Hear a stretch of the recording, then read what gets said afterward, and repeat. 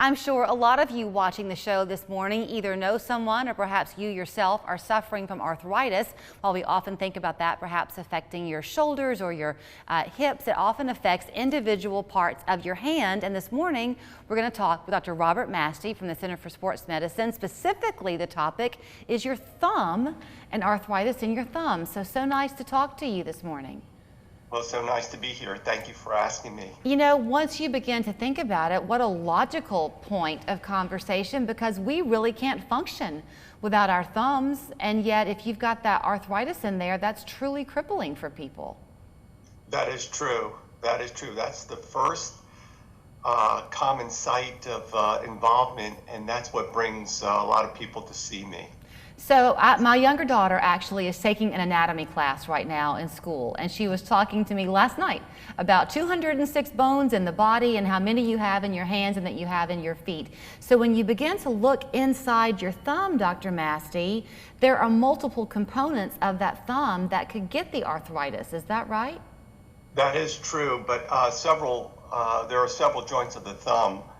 The more distal near the nail plate, the nail, that's called the DIP joint, or the IP joint. That's fairly common. That's where cysts can form. As you move closer to the hand, that's called the MP joint, and that can become quite painful and stiff, but that's the least involved.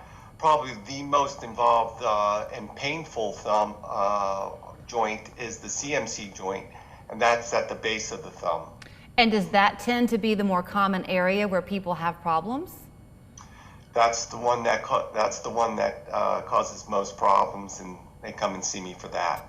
So I would think that means if it's down here at the base of your thumb, where your thumb meets your hand, you can't even close your hand easily, can you? Well, right. What happens is over time, just pinching and grabbing objects become a problem.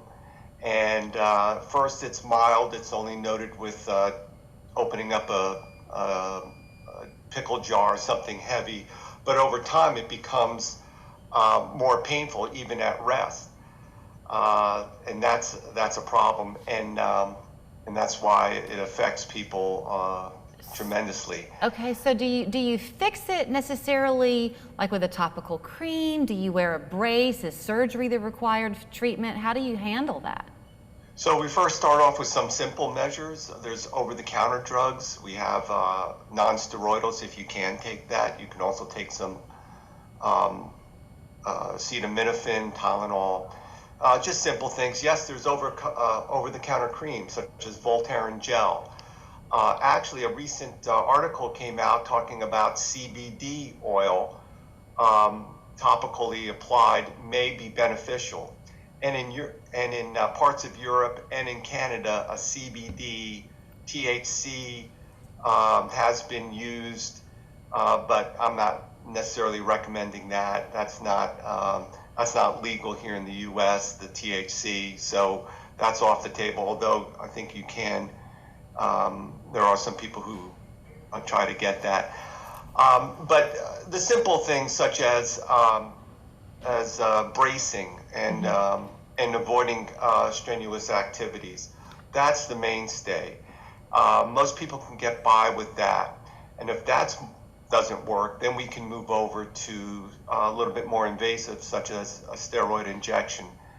And although that is a little discomfort in the beginning, it can provide lots and lots of months and up to years of relief. So let me ask you something. We have like a minute and a half left. So if those steps that we've discussed, the bracing and the steroid injection, if those still prove to not work, is surgery ever something that you turn to? Yes. After failing all those, we do turn to surgery, and that is one of my most gratifying surgeries, because the patient's pain relief is very gratifying. They enjoyed the results. It's a surgery that takes a couple months to get back to where you were before, but it's well worth it for those people who have failed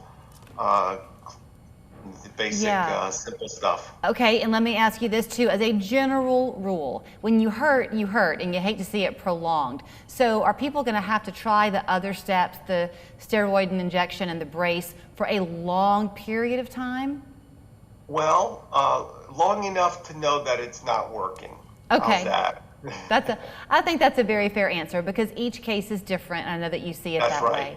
Dr. Masti, Yes. you were so kind to break away from your patients this morning to talk to us. Oh, And my pleasure. remember all those 206 bones that are in the human body. You can find Dr. Masti and the entire team at Center for Sports Medicine. Their main office on Macaulay Avenue, 624-2696 is the phone number. Also online at sportmed.com. You heard him say it, the most gratifying part is to help his patients no longer hurt. Thank you. Thank you.